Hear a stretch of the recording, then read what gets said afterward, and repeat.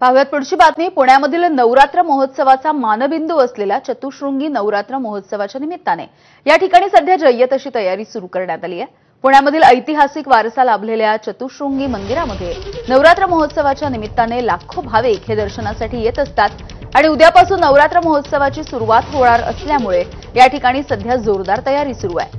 भाविकांना देवीचे व्यवस्थितपणे दर्शन घेता येईल या दृष्टीने रांगेची व्यवस्था सध्या सुरू करण्यात आली आहे आणि इथलाच आढावा घेतलाय आमचे प्रतिनिधी शिवानी पांढरे यांनी।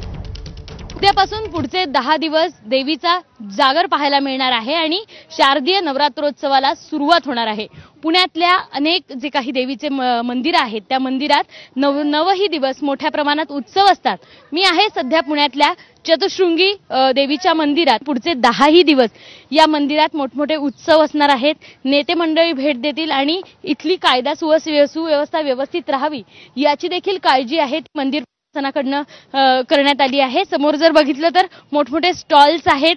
छोट्या प्रमाणातली जी जत्रा असते ती या ठिकाणी असते आणि 9 दिवस या सगळ्या आवारात देवीचा जो जागर आहे तो पाहायला मिळतो।